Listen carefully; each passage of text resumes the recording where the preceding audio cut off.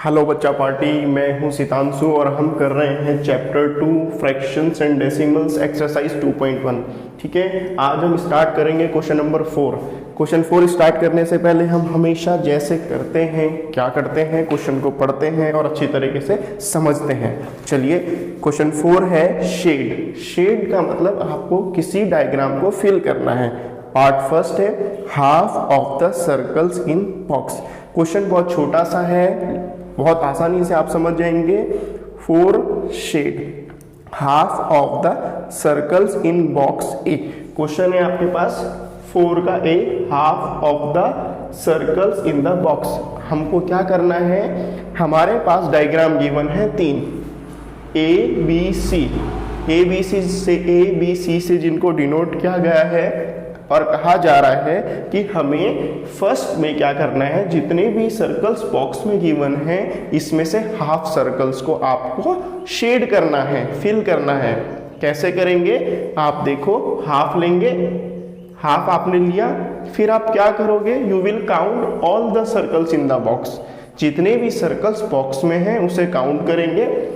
1 2 3 4 5 6 7 8 9 10 11 12 और करेंगे क्या, आप 12 सर्कल्स हैं आपके पास तो आप करेंगे हाफ इंटू 12। ठीक है, अब जब हाफ इंटू 12 करेंगे यानी कि जो भी आपका फ्रैक्शन है उसके साथ आप मल्टीप्लाई करेंगे टोटल नंबर ऑफ सर्कल्स जो कि आपके पास 12 गिवन है, तो हाफ इंटू 12। अब सेम टेबल से इसे कट कर देंगे क्योंकि नीचे वाली वैल्यू और साइड की क्रॉस वाली वैल्यू हम कट कर सकते हैं।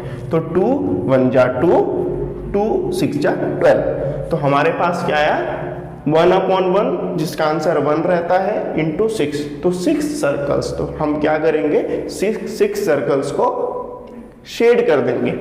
1 2 3 4 5 6।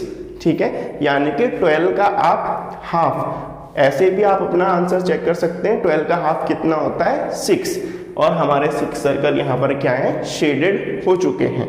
तो इस तरीके से हमारा जो 4 का ए है वो बिल्कुल सही है।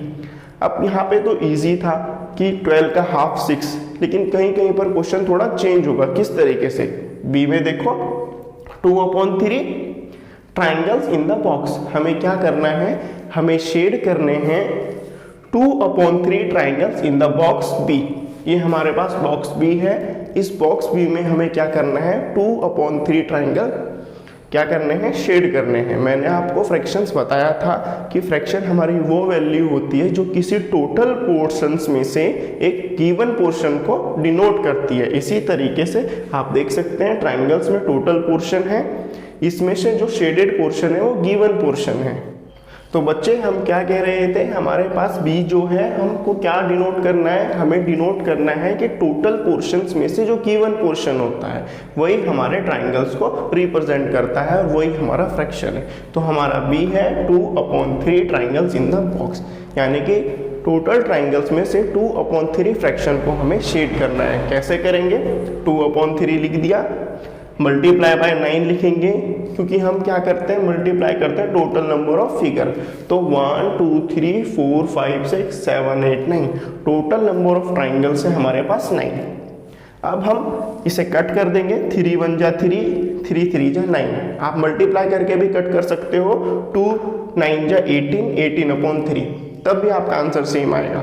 लेकिन ऐसे में थोड़ा हमारा आंसर इजी हो जाता है फाइंड आउट करना, क्योंकि हम छोटी वैल्यू को ही कट कर देते हैं बड़ी वैल्यू बनाने से पहले। क्योंकि जब इन दोनों को मल्टीप्लाई करेंगे 2 और 9 को तो 18 आएगा, फिर उसे हमें डिवाइड करना होगा। तो इजी ये रहता है कि आप यहाँ पे ही क्रॉस में इसे क्या कर दो, डिवाइड कर दो सेम टेबल से। तो 3 1 जा 3, 3 3 जा 9, नीचे 1 आया, ऊपर 3 आया, तो 2 3 जा 6, 2 3 जा 6। तो आपके पास कितना आंसर आया, 6 ट्राइंगल्स। तो 9 में से 6 ट्राइंगल्स आप शेड कर देंगे जो आपको डिनोट कर रहा है 2/3 ट्राइंगल्स। बहुत इजी है, अगर आप समझेंगे तो बहुत इजी। अब पार्ट सी देखिए, खुद ही पढ़िए क्वेश्चन को क्या है, चलिए पढ़िए। Yes, 3/5 squares in the box C. हमें क्या करना है, टोटल नंबर ऑफ स्क्वायर्स जो गिवन है उसमें से 3/5 फ्रैक्शंस को क्या करना है, शेड करना है। कैसे करेंगे, अभी मैंने 2 क्वेश्चन में बताया, ए और बी में। हाँ, पहले फ्रैक्शन लेंगे 3/5, फिर क्या करेंगे, yes, total number of squares लेंगे इनटू 15। टोटल नंबर ऑफ 15 है 1 2 3 4 5 6 7 8 9 10 11 12 13 14 15। टोटल नंबर ऑफ फिगर यानी कि स्क्वायर है आपके पास 15, तो मल्टीप्लाई बाय 15। नाउ 5 1 जा 5, 5 3 जा 15। तो 5 कितने टाइम्स जा रहा है, 1 टाइम्स, और 15 कितने टाइम्स जा रहा है, 3 टाइम्स, वो भी सेम टेबल से। ध्यान रखना, जब भी कट करोगे तो सेम टेबल से कट करना। तो 5 1 जा 5, 5 3 जा 15। तो कितना आया, 3 × 3। 3 × 3 हमने लिख दिया, क्योंकि इसके नीचे 1 है और जब 1 डिनोमिनेटर में होता है तो आंसर हमेशा न्यूमरेटर रहता है। तो 3 3 जा 9 स्क्वायर्स। तो टोटल 15 स्क्वायर में से आपने 9 स्क्वायर्स को क्या कर दिया, शेड कर दिया। तो 4 का ए का 6 सर्कल्स, पार्ट बी का 6 ट्राइंगल्स और सी का 9 स्क्वायर्स। बहुत इजी है, आप अच्छी तरीके से समझ गए होंगे। अब इसके बाद हम करेंगे नेक्स्ट क्वेश्चन।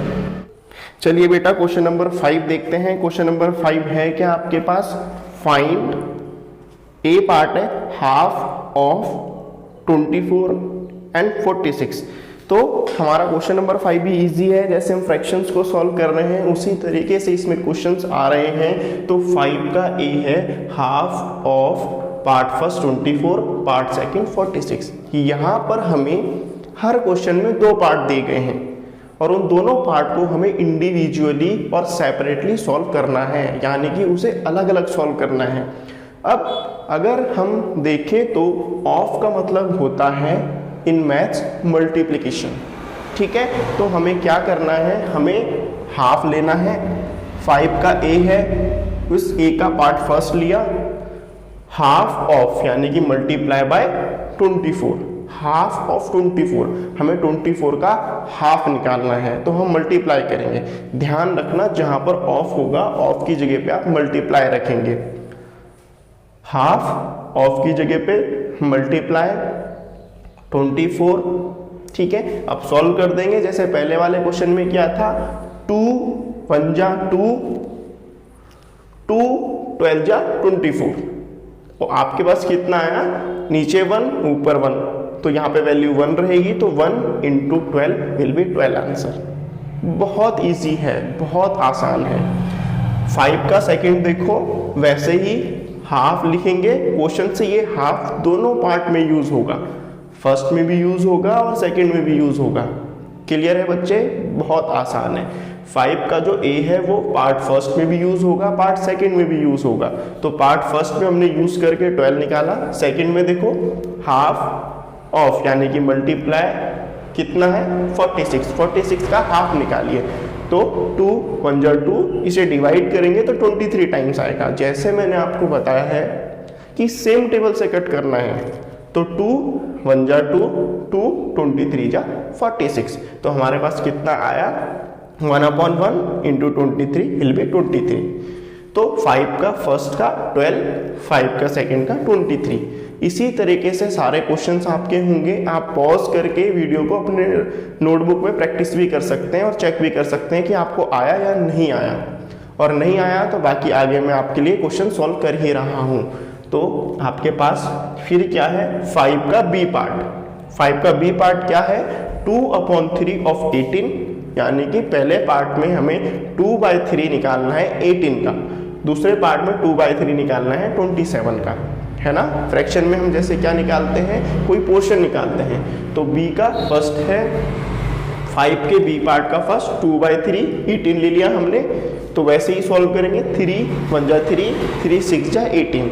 जैसे कि सेम टेबल से कट करते हैं, तो 3 1 जा 3, 3 6 जा 18। तो क्या वैल्यूज आई नेक्स्ट स्टेप में, 2 × 6, 1 हम नहीं लिखते डिनोमिनेटर में, तो 2 6 जा 12।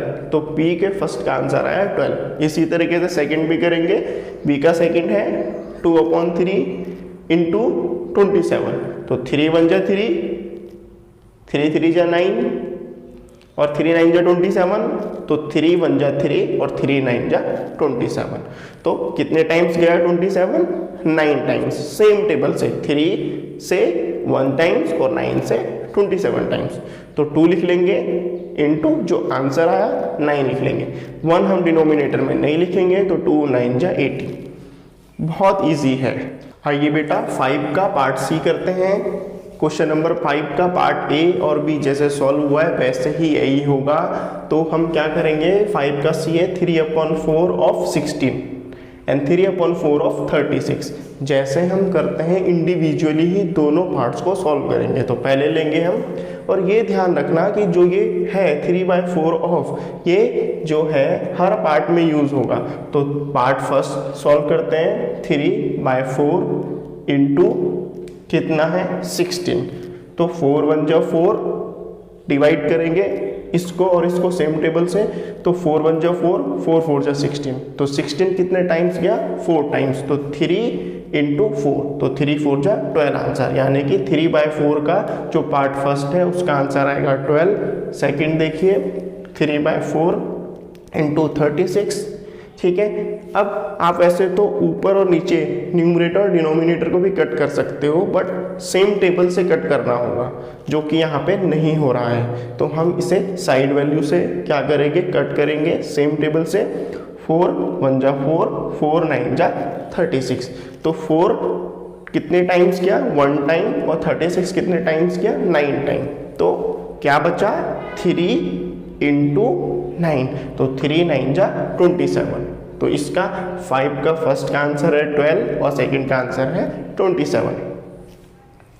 डी पार्ट और लास्ट पार्ट देखिए क्वेश्चन नंबर 4 का, 4/5 ऑफ 20, 4/5 ऑफ 35। तो कैसे करेंगे, 4/5 लिख दिया इंटू 20, तो 4/5 इंटू 20, तो 5 1 जा 5, 5 4 जा 20, सेम टेबल से कट करा।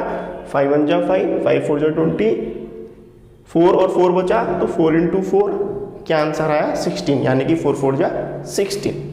डिनोमिनेटर में 1 हम जनरली यूज नहीं करते हैं, तो आंसर हमेशा न्यूमरेटर रहता है, इसलिए 4 इंटू 4 इज 16।